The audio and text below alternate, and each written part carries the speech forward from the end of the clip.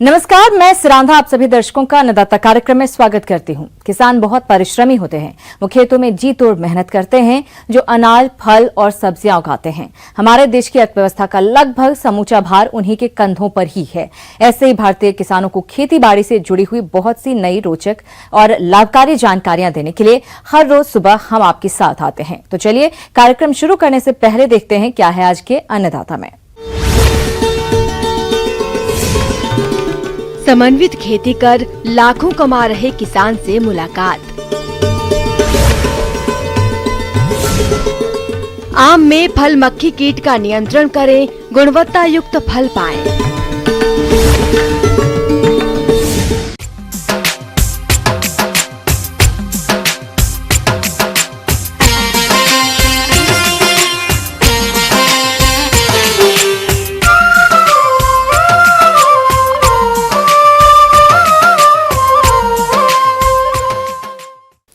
आज किसानों की जोत कम हो रही है और किसानों को परंपरागत खेती से लागत निकालना भी मुश्किल हो रहा है।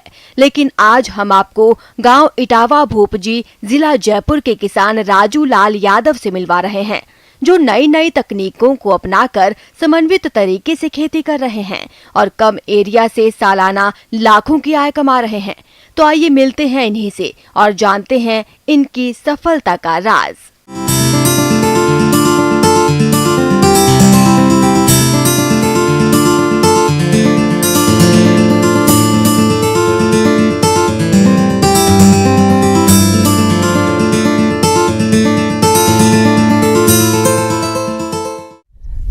मेरे पास अभी लगभग 3 एकड़ ज़मीन है।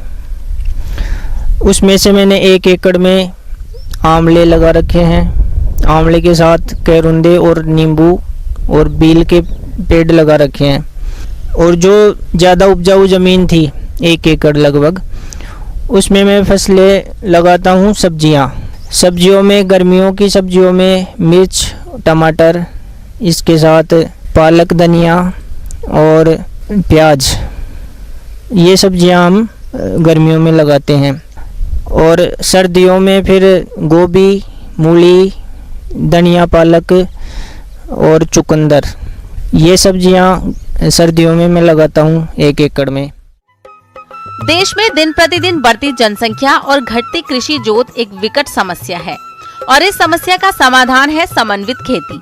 इस प्रणाली में फसल उत्पादन, मवेशी पालन, बागवानी तथा सब्जी उत्पादन और अन्य कृषि सह व्यवसाय को इस प्रकार समेकित किया जाता है कि वे एक दूसरे के पूरक हों, जिससे संसाधनों की क्षमता, उत्पादकता एवं लाभप्रदता में पर्यावरण को सुरक्षित रखते हुए वृद्धि की जा सके।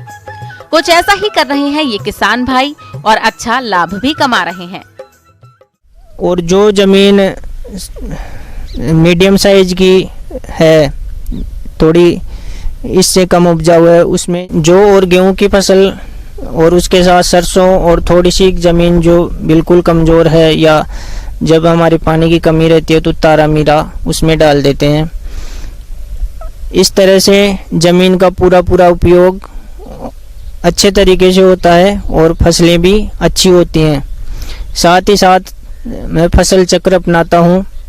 अब खेती के साथ साथ पशुपालन भी हो जाता है। जो खेती में कई बार जैसे गोभी का भाव नहीं मिला तो वो पशुओं को हरे चारे के रूप में काम में ले लेते हैं। इसके साथ रजका और कासनी और ज्वार, बाजरी, हरे चारे वाली फसलें हैं, वो भी खेतों से आसानी से मिल जाती हैं। और दूसरी बात, खेतों को पोषण देने के लिए जो गोबर की खाद होती है वो पशुओं से हमें मिल जाती है अपने घर में ही। और पशुओं के लिए हरा चारा बाहर से नहीं खरीदना पड़ता।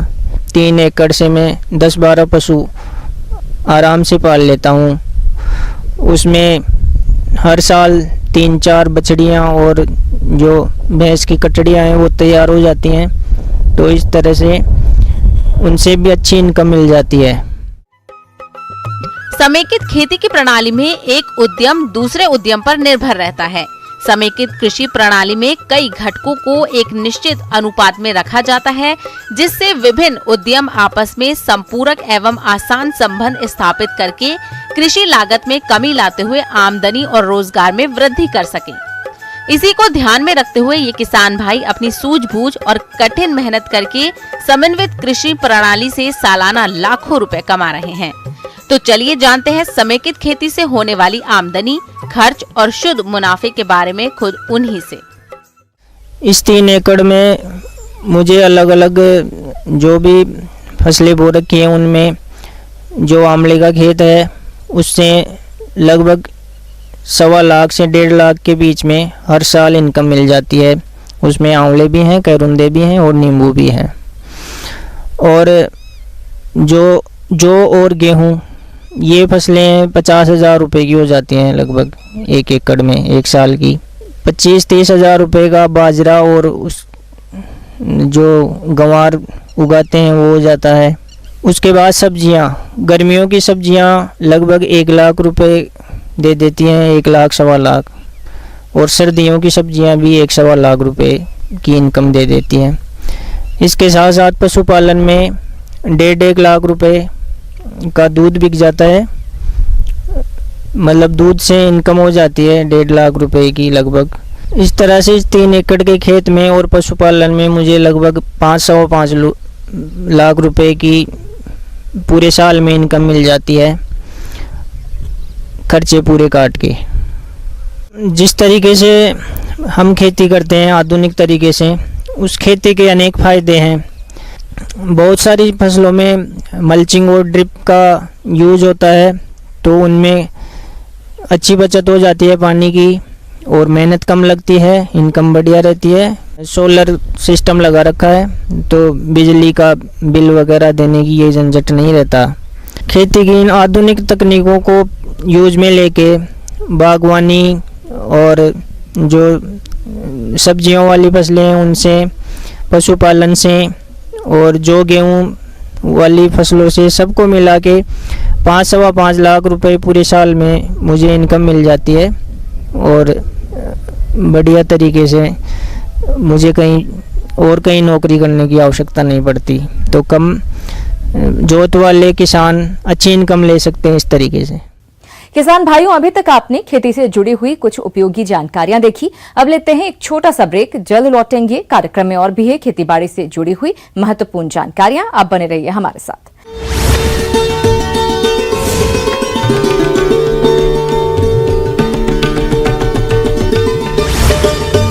का हाल जानना जरूरी, बाजार से एग्रीकल्चर और रोजगार की खबर भी जरूरी, इसलिए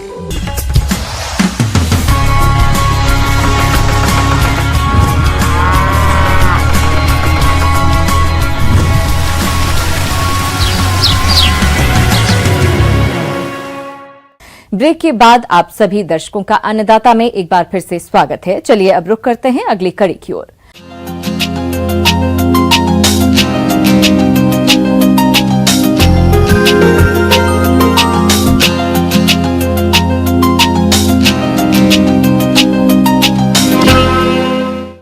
किसान भाइयों, आम के बाग में इस समय फलों का विकास हो रहा है। इस अवस्था पर फल मक्खी कीट फलों को काफी नुकसान पहुंचाती है, जिससे फलोत्पादन में भारी गिरावट आती है। इसलिए समय रहते आप कैसे करें फल मक्खी कीट की रोकथाम, आइए जानते हैं कृषि वैज्ञानिक डॉक्टर राजेश कुमार से।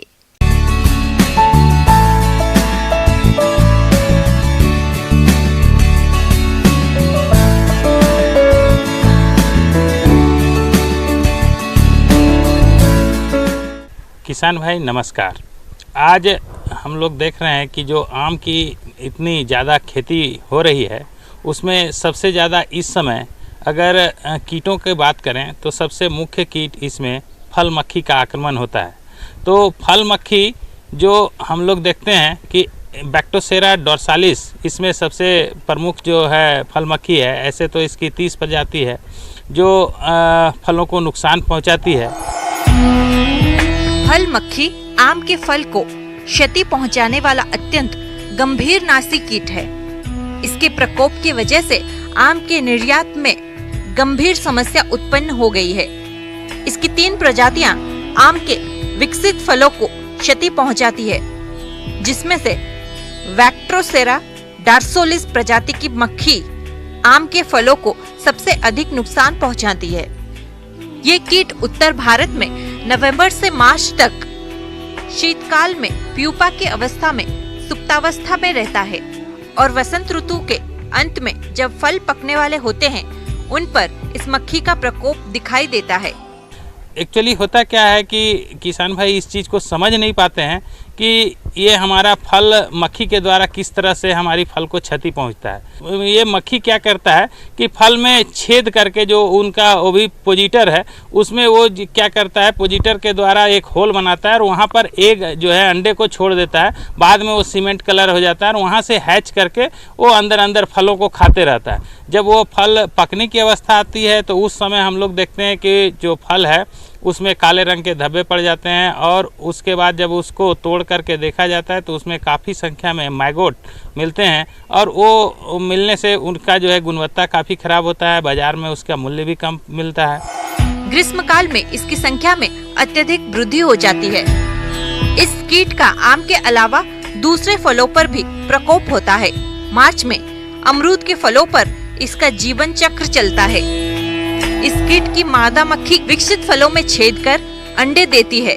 इन दिए अंडों से निकली गिडार फल के गूदे का भक्षण कर उसे पकने से पहले ही सड़ा देती है। वैसी परिस्थिति में किसान भाई को जो है मैं यह सलाह देना चाहूँगा कि अगर किसान भाई उसको शुरुआती स्तर से अगर उसको अपने फसल को बचा सकते हैं तो उसके लिए उनको जो है 2-3 मेथड है उसका व्यवहार करें तो निश्चित रूप से उसमें वो फल मक्खी से बचा सकते हैं।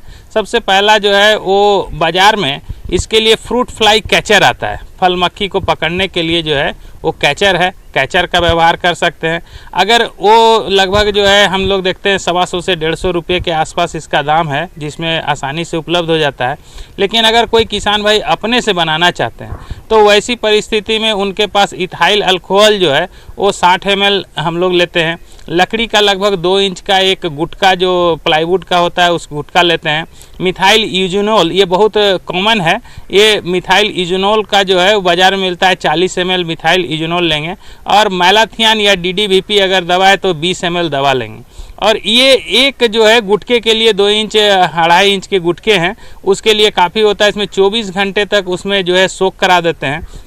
आपके पास कोई भी पुराना बोतल है 1 लीटर 2 लीटर का तो उसका आधा काट के उसके कीप को उलट देते हैं और उसमें जो है 2-3 होल बना देते हैं थोड़ा बड़े साइज का और नीचे में जो है उसमें आप चाहें तो पानी भर दीजिए या ड्राई भी रख सकते हैं। अगर उसको आप लटका करके अगर रखेंगे तो हम लगता है कि 1 एकड़ के लिए 7-8 जो है वो सफिशिएंट होते हैं। आप अगर उसमें लगा करके रखें तो लगभग 1 महीने तक इसमें से जो मिथाइल यूजिनोल है उसका जो गंध निकलता है तो जितने भी उसमें मादा का गंध होने के वजह से नर जो है जो मक्खी है वो आकर्षित होती है और चूंकि इसमें कीटनाशक मिला हुआ है तो उसमें वो सट करके और उसमें बैठता है तो वहाँ पर उसकी मतलब मृत्यु हो जाती है।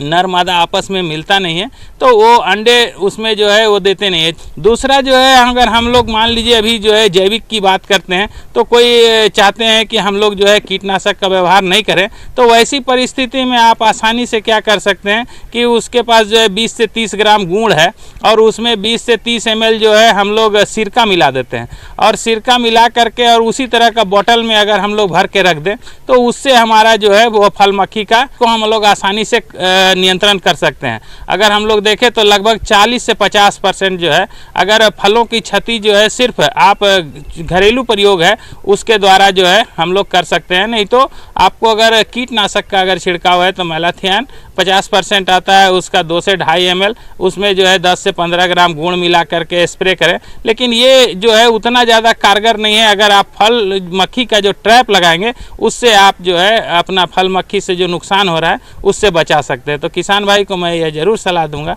कि आप जो है फल मक्खी से अपनी फसल को बचाना चाहते हैं तो ज़रूर जो है ट्रैप लगाएं और उस फंदा से जो है अपनी फसल को सुरक्षा प्रदान करें और अच्छी गुणवत्ता का फसल जो है वो बाजार में बिक्री करें। आगे और भी ये खेती बाड़ी से जुड़ी हुई बहुत सी रोचक जानकारियां, लेकिन यहाँ पर रुकेंगे एक और ब्रेक के लिए। जल्द हाजिर होते हैं।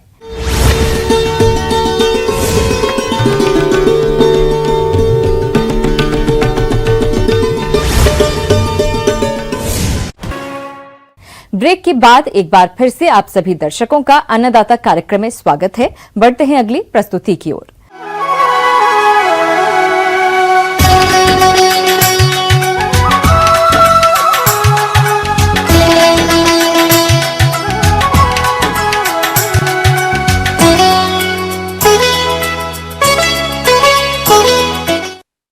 हल्दी की खेती हमारे राज्य के दक्षिणी भाग में मुख्य रूप से की जाती है और जो किसान आने वाले समय में हल्दी की बुआई करने जा रहे हैं, उन्हें चाहिए कि वो हल्दी की उन्नत किस्मों का चयन कर वैज्ञानिक तरीके से बुआई करें, जिसके बारे में जानकारी दे रहे हैं डॉक्टर संजय कुमार।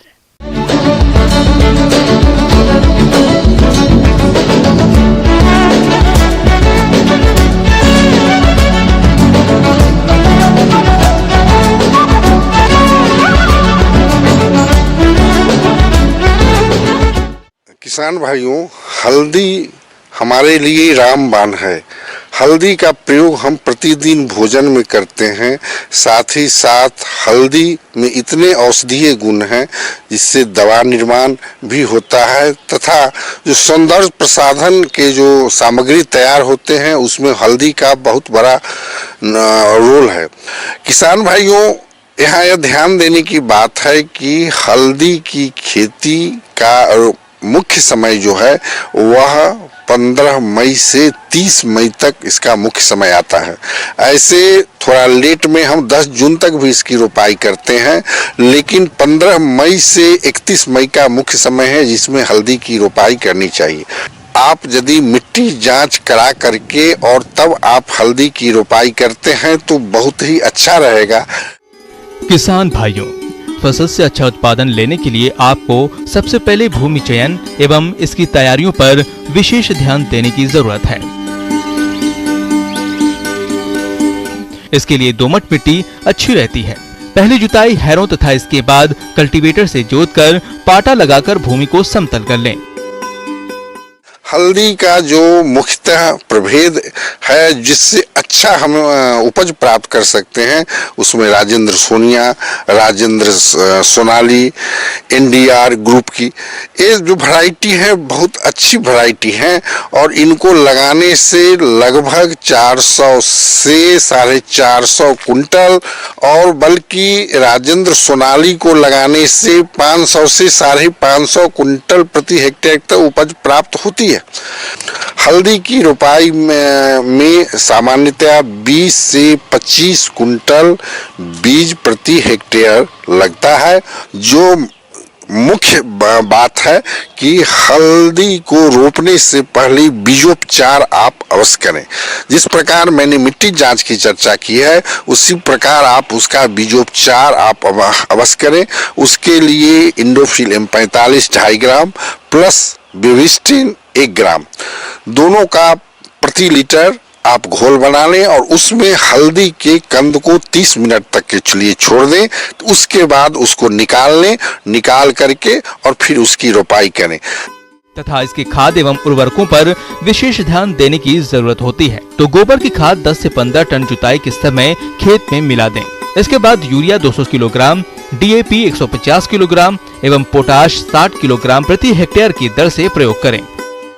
लेकिन किसी कारण बस अगर आप मिट्टी जांच नहीं करवा पा रहे हैं, वैसी परिस्थिति में आप हल्दी रोपाई से 2 सप्ताह पूर्व इसमें आप 20 से 25 टन सड़ी हुई गोबर की खाद प्रति हेक्टेयर के दर में आप मिला करके छोड़ दें। रोपने से 1 दिन पूर्व आप जिंक सल्फेट, DAP या DAP का कहने का तात्पर्य यहाँ पर है स्फुर से, फास्फोरस और जो पोटास, इसको आप निश्चित रूप से 1 दिन पूर्व मिला दें। और इसकी रोपाई जो हम करते हैं वह पौधों से माने लाइन से लाइन की दूरी 30 सेंटीमीटर और पौधों से पौधों की दूरी 20 सेंटीमीटर। 30 से 35 ग्राम का जो स्वस्थ बड हो वह लेना चाहिए। उस बड में 5 से 6 कम से कम स्वस्थ कलियां हो और उसकी हम रोपाई करते हैं, यानी 30 गुने 20 सेंटीमीटर की दूरी पर उसकी हम रोपाई करते हैं। रोपाई करने के बाद हम उसको ढक देते हैं, जिसको झपनी लोग बोलते हैं। झपनी के लिए बहुत चीज़ है, अगर संभव हो तो शीशम के पत्ते से ढक दें। शीशम के पत्ते के अलावा जो मकई का जो हमने बाल तोड़ लिया और बाल तोड़ने के बाद जो ऊपर का भाग बच जाता है उससे भी हम उसकी झपनी कर सकते हैं, या आपके पास पुआल है, पुआल से भी उसकी झपनी कर देते हैं। यदि आप मिट्टी जांच, बीजोपचार और जो उर्वरक की मात्रा है इसको आप सही रूप से देते हैं, सिंचाई का सही से प्रबंधन आप करते हैं, तो निश्चित रूप से आपको 500 से 550 क्विंटल प्रति हेक्टेयर उपज प्राप्त होगी।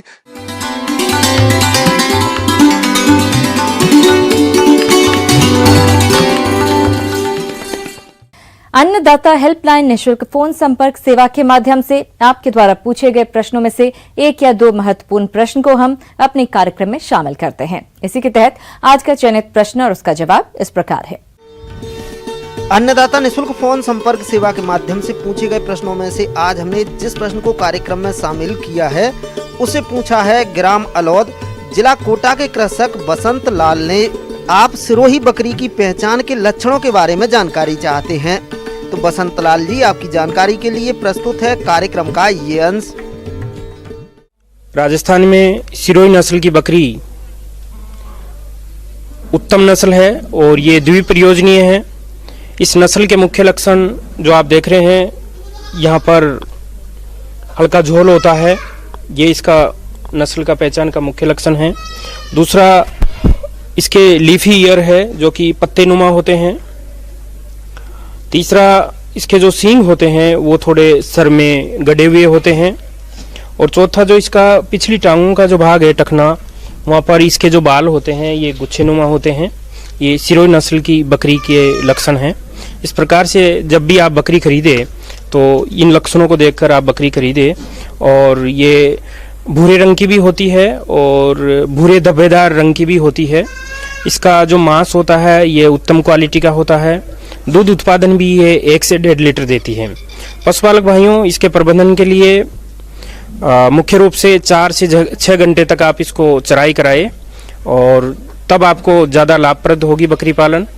स्टाल फीडिंग भी आप कर सकते हैं, बकरी को अपने घर में ही पाल सकते हैं, लेकिन अगर आप इसको 2 घंटे आप चराने के लिए जाते हैं तो इसके बहुत अच्छे बेहतरीन रिजल्ट आते हैं। और इसके जो आहार है, आप तकरीबन प्रति बकरी जो दूध उत्पादन कर रही है उसको 300 से 400 ग्राम आप प्रतिदिन का दाना दे। और हरे चारे में आप जैसे रिज का है या आपके पास नीम की पत्तियां हैं इस समय, या सेजना की जो पत्तियां हैं वो आप इसको 1 से 2 किलो तक पत्तियां खिलाए। और आपके पास जैसे ग्वार का चारा है या लूम है वो आप आधा किलो से 1 किलो तक आप प्रतिदिन आप इनको खिलाए। बांट में आप तकरीबन 10 से 15 ग्राम आप नमक अवश्य रखें प्रति बकरी, और 10 से 15 ग्राम ही आप मिनरल मिक्सर आप इसमें अवश्य रखें। तो विभिन्न तरह की किसी भी तरह की बीमारियां नहीं होगी और आपकी बकरी बिल्कुल स्वस्थ होगी। बकरियों को बीमारियों से बचाने के लिए बकरी पालकों को चाहिए कि वे समय समय पर टीकाकरण करवाएं और परजीवियों से बचाव के लिए डीवर्मिंग दवा पशु चिकित्सक की सलाह के अनुसार देवें।